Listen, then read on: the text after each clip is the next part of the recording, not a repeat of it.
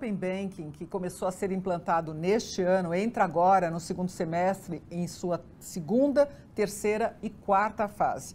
A gente vai tentar entender o que muda na vida do cliente, quais são os serviços que ele oferece, quais são as vantagens que ele propõe para o cliente, com o nosso diretor de inovação, produtos e serviços bancários, Leandro Vilain. Oi, Leandro, bem-vindo. Oi, Mona, tudo bem? Como é que você está? E também com o diretor de comunicação da Febraban, o nosso querido João Borges. Oi, João. Oi, Mona. Bom, é uma mudança importante que nada melhor do que o Leandro para estar aqui para explicar tintim por tintim, de uma maneira didática, o que afinal de contas vai mudar para a vida das pessoas que operam com o banco e usam esse serviço, né?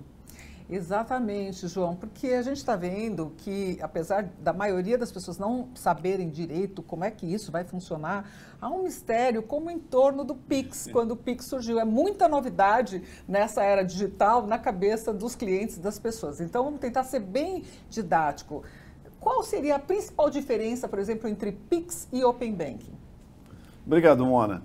Bom, é muito simples. Eu acho que o Open Banking ele vem para abrir mais uma fronteira de tecnologia à disposição dos clientes, né? Historicamente, o sistema bancário brasileiro ele sempre ofereceu muita tecnologia, muita inovação. E óbvio que é natural que surjam algumas dúvidas nas pessoas e questionamentos.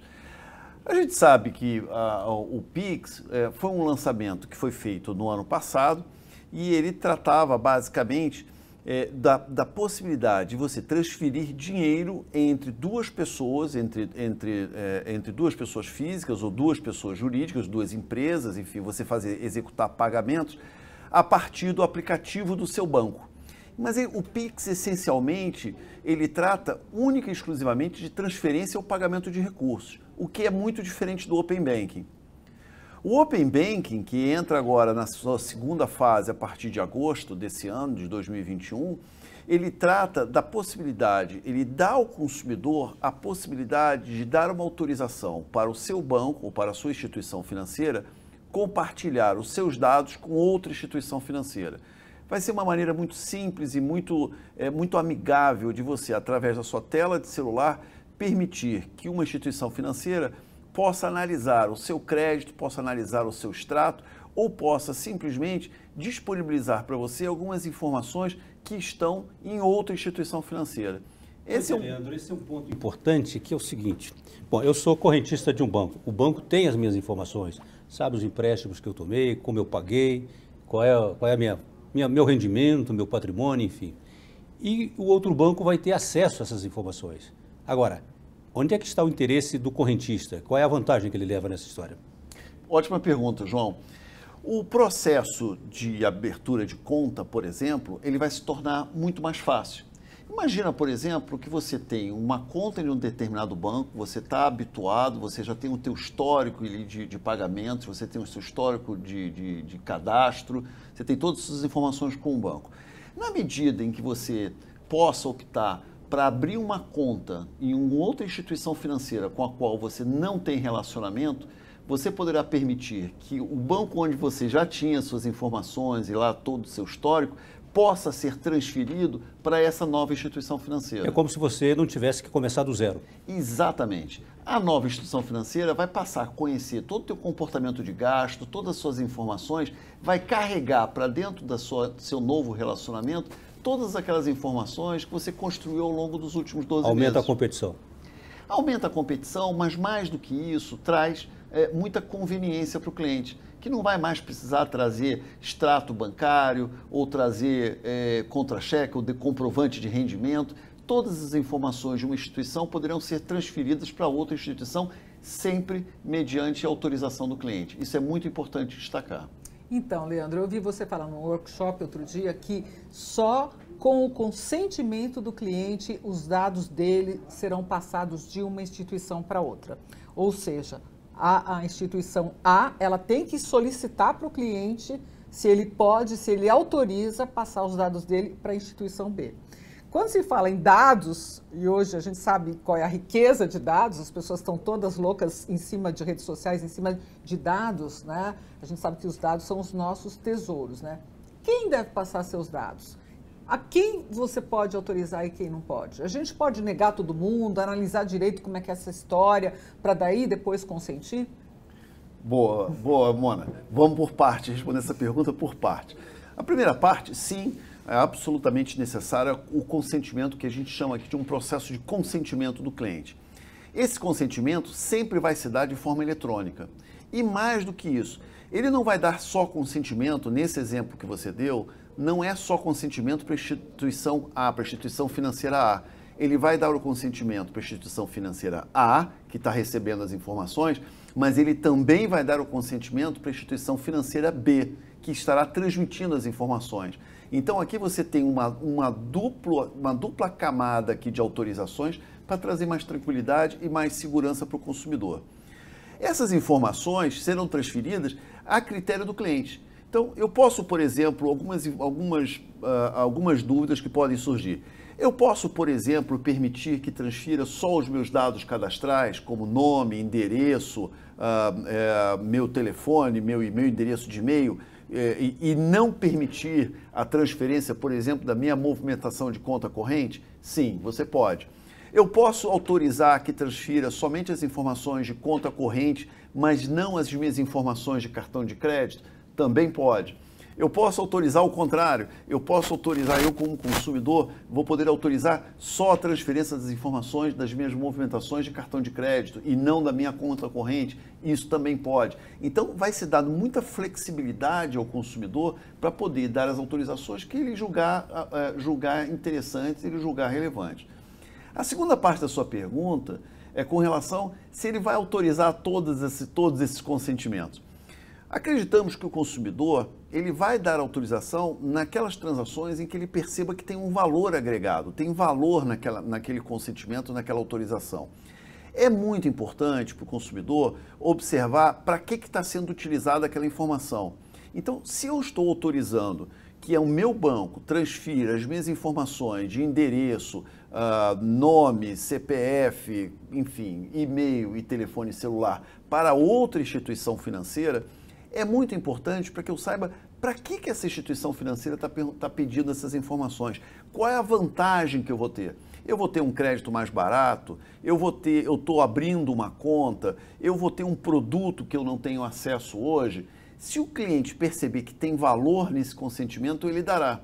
Mas é muito importante que ele tenha clareza para que ele está dando essa autorização de compartilhamento de dados. Pois é, Leandro, eu queria trazer duas simulações de situação real para você explicar melhor isso para a gente. Bom, digamos que eu queira comprar uma residência, uma minha moradia, um apartamento, a casa, que seja. Eu não tenho financiamento. Então, mas eu tenho os meus dados bancários num determinado banco. E eu quero verificar se os demais também podem oferecer um crédito para mim. Então, eu tomo a iniciativa de jogar com esse crédito, não é isso? De jogar com essa informação para ver quem me oferece o melhor. É isso. Perfeito. Na outra simulação, e aí você vai detalhar um pouco melhor isso, digamos que eu já tenho um financiamento, ou de um automóvel, ou de uma casa. Se eu abrir com outras instituições, também cria a possibilidade de que haja uma competição para este financiamento que já existe, ou seja, alguém já me ofereceu uma taxa de juros menor para aquele financiamento que já está contratado com uma instituição financeira. Queria que você explicasse como funcionaria isso. Na prática, ótimo. João, vai ser muito simples. Vamos imaginar que você tem a sua conta num determinado banco, numa instituição financeira lá há muitos anos e você já tem todo o teu histórico de crédito e de comportamento. Pagando tudo direitinho? Pagando tudo direitinho, está tudo certo, o relacionamento com o seu banco é ótimo, é perfeito, mas por algum motivo qualquer, você viu na internet, você entrou na internet, na página de um outro banco qualquer, e viu lá uma oferta de financiamento imobiliário para comprar a sua casa, o seu carro, né, um financiamento de veículo, um financiamento imobiliário. E as condições daquele financiamento imobiliário realmente são muito atrativas ou eles despertaram interesse. No momento em que você fizer a aplicação, quando você vai fazer a proposta, o pedido de crédito de financiamento imobiliário, nesse momento você vai autorizar para que essa instituição financeira que está te fazendo uma oferta, né, que você viu ali na internet, que você viu aquela proposta que te interessa, nesse momento você vai autorizar essa instituição para que vá no seu banco e capture aquelas informações e traga para essa instituição financeira que está te oferecendo financiamento imobiliário. Isso vai trazer muita conveniência, porque você não vai mais precisar apresentar documentos do seu contra-cheque, comprovantes de renda, né, ou sua declaração de imposto de renda, ou seja o que for. Ele, na verdade, ele facilita muito mais esse processo de você poder fazer um produto ou capturar um produto, ou contratar um produto numa instituição financeira com a qual você não tem relacionamento. Aí tem um pontinho, Mona, antes de passar a palavra para você, que eu acho que é importante, que é o seguinte, que você está tocando, que um bom pagador, que ele está ali há 10, 15, 20 anos do banco, quando o concorrente percebe que ele sempre pagou aquilo um dia, ele cai naquilo que vocês chamam de um risco baixo, ou seja, eu posso emprestar porque essa pessoa paga regularmente. Ou seja, eu estimulo o outro a oferecer também uma taxa de juros mais baratos, é isso? Sem dúvida, porque na medida em que você está abrindo um relacionamento com o banco, nesse exemplo que a gente deu aqui de financiamento imobiliário, na medida que você consegue chegar às informações para essa nova instituição financeira com a qual você está abrindo esse contrato, a instituição financeira imediatamente passa a te conhecer melhor. Então ele sabe o teu histórico de crédito, a tua capacidade de repagamento, o teu comportamento de gastos, de renda, e isso é uma informação muito relevante, muito poderosa para a instituição financeira, que vai poder até te oferecer condições até mais atrativas e mais ajustadas à tua realidade. Leandro, eu queria entrar num outro tópico aqui, que é a questão da segurança. Eu lembro que você disse que o Reino Unido levou 4 anos para fazer o que o Brasil está fazendo em 1 ano. Isso mostra todo o avanço e o empenho do setor bancário nessa parte de inovação tecnológica, que os bancos e as instituições devem ter corrido muito para dar conta dessa agenda do Banco Central. Isso é bom ou isso é ruim? Porque quando a gente fala em transmissão de dados, a gente logo fica pensando que os dados vão vazar na internet, na deep web. Por onde trafegam esses dados do cliente? Isso é vantagem ou desvantagem de ter feito em tão pouco tempo? Mona, o sistema bancário brasileiro é um dos mais avançados do mundo, sem sombra de dúvida nenhuma. Reconhecidamente, o Brasil sempre largou na frente com muita tecnologia. Né? Todos os bancos utilizam intensamente a tecnologia aqui para os seus clientes, estão à disposição dos clientes. Isso comparativamente com qualquer outro país do mundo. Nós temos um dos melhores aplicativos de mobile banking, de telefone celular, temos a melhor internet banking, temos diversas camadas de proteção. O chip foi implementado, nos cartões de crédito, foi implementado no Brasil, foi um dos primeiros países do mundo.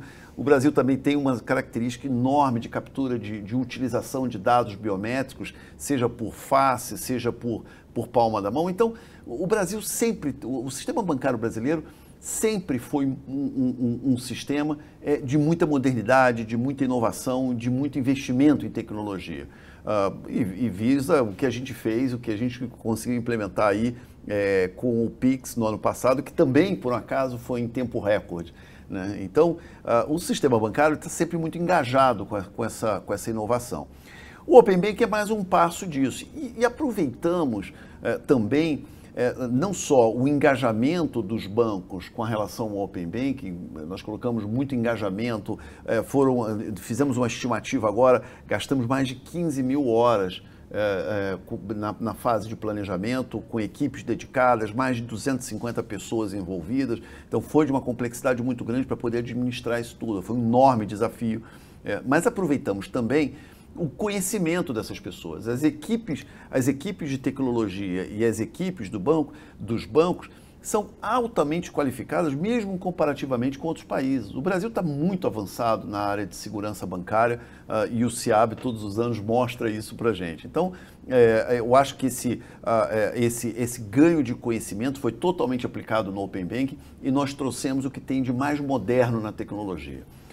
O Open Banking, ele é comparativamente, o que a gente poderia comparar aqui como se fosse uma estrada que liga 2 cofres, né? Então você tem, se a gente fizer aqui uma figura muito simples, eu tenho 2 cofres, né? Os teus dados estão preservados num cofre em uma instituição financeira e de outro lado você tem outra instituição financeira onde você tem ali um cofre, e o que a gente fez aqui com o Open Banking foi criar uma estrada de comunicação entre esses 2 cofres e estabelecemos aqui algumas regras, né? O que iria rodar nessa estrada. Então dissemos, olha, nessa estrada vai ter que rodar aqui um carro blindado, né? com toda a segurança. Então isso aqui tudo dentro de um ambiente, dentro de uma infraestrutura de tecnologia altamente qualificada, é muito seguro. Nós criamos uma estrutura que tem de mais moderno em termos de segurança, com todos os níveis de criptografia, certificação, enfim, tudo que o sistema bancário aprendeu ao longo dos últimos 50 anos, nós utilizamos aqui. Agora, só para deixar claro, João, essa estrada, esse canal, é um canal fechado como aplicativo de banco ou ele está aberto na internet? Ou seja, ele é permeável, ele pode ser vulnerável, ele tem uma porosidade ou é uma estrada ali com um muro blindada, aqui, um muro protegida. É uma estrada blindada, é uma estrada blindada. Eu não diria nem que é uma estrada, é um túnel, né? Então você transmite ali, por esse túnel vão transmitir as informações e esse túnel nós usamos toda a tecnologia, todo o nosso conhecimento para que seja protegido. Ele é tão protegido quanto é o mesmo túnel que é utilizado hoje quando você manda a informação do teu celular para uma transação eletrônica, onde você vai buscar o teu saldo no aplicativo do seu banco, né? E aí você tem também uma estrada aqui que trafega as informações entre o seu banco e o seu celular, até aparecer na tela do celular. Essa é a mesma estrada. Ninguém hoje fica apreensivo mais de utilizar o seu aplicativo no celular ou a internet no seu computador. É uma coisa que já se tornou rotina na vida das pessoas. E aqui o Open Banking vai ser a mesma coisa. Leandro, eu queria trazer para outro ponto aqui. Você descreveu aí a sofisticação tecnológica desse processo todo, a quantidade de especialistas envolvidos, a quantidade de horas trabalhadas para que isso se materializasse. Agora, o brasileiro já está um pouco acostumado com essas mudanças tecnológicas. E qual é a sua expectativa em relação às pessoas absorverem com que rapidez essa inovação? João, o Brasil tem características muito interessantes. É claro que a gente tem, o Brasil tem as nossas dificuldades, como, por exemplo, a questão da cobertura de 4G. Não são todas as pessoas que têm hoje um telefone, um smartphone, ainda tem algumas pessoas. Mas dada algumas dificuldades que são naturais de um Brasil com a característica que temos no nosso país, a parte interessante é que o Brasil, historicamente, ele é um usuário que a gente chama aqui de um early adopter. É um usuário muito intenso de tecnologia. As pessoas utilizam tecnologia hoje no dia a dia e é impressionante, apesar das dificuldades que a gente tem no Brasil. Basta ver, por exemplo, o sucesso que foi o Pix, né? O Pix foi lançado no ano passado e já estamos completando aqui próximo de 6 meses de lançamento, já chegamos a alguma coisa em torno de 700 milhões de transações por mês no Pix, que é uma transação puramente eletrônica, online, que é uma transação ali de 10 segundos, nós não esperávamos uma adoção. Então, o brasileiro tem essa característica, todo mundo hoje utiliza suas mídias sociais, todo mundo usa aplicativos de mensagem, numa intensidade até muito maior do que no exterior. É interessante como é que você pega até países mais desenvolvidos, mais ricos do que o nosso, e a adoção de tecnologia, ela não é tão intensa e tão rápida quanto no Brasil. Como eu falei anteriormente, claro que nós estamos colocando o que temos de melhor aqui em termos de tecnologia, em termos de qualidade, e isso aqui vai estar à disposição do consumidor, né? Mas óbvio também que a gente também sabe que o consumidor tem que ver o valor percebido dessas ofertas. E eu acho que vai caber ao mercado a oferecer ao cliente o que tem de melhor dos seus produtos, das suas condições financeiras. Na medida em que ele começa a perceber essas vantagens, ele vai dar o seu consentimento de uma forma muito natural, muito gradual. Ninguém está com pressa aqui de querer atingir um grande volume de transações. A gente quer que esse processo seja um processo natural e que ao longo do tempo isso vai se tornar rotina na vida das pessoas. Leandro, bom, recapitulando, você dá autorização por um tempo determinado só de uma instituição para outra, seus dados não ficam livres, leves e soltos pela internet, é um túnel fechado, um canal próprio, né, uma infraestrutura específica, né, comparável ao aplicativo do banco e segura. E até o final do ano vem novas fases, e que você até chamou não só de Open Banking, mas de Open Finance. O que aconteceu nos países onde ele já foi implantado? O que mudou na vida do correntista, como perguntou o João? As pessoas migraram de um banco para o outro, tiveram acessos a mais serviços, foram tentadas com novas ofertas. Você poderia antecipar para a gente o que vai acontecer aqui e o que já, em cima da experiência do que aconteceu nos outros países? É muito difícil, claro, que cada país vai ter a sua própria realidade. Eu acho que o Open Banking é um serviço que está sendo implementado em vários países ao mesmo tempo. Esse efeito começou na Europa, predominantemente no Reino Unido, mas tem outros países, como Austrália, Singapura e outros países discutindo a implementação. Até o próprio Estados Unidos agora já acelerou agora o processo. Então estão todos quase que lançando ao mesmo tempo. E é um processo, então, que a gente precisa um pouquinho mais de tempo para ter segurança para dizer exatamente o que aconteceu. Mas a gente pode, o que vai acontecer aqui, né?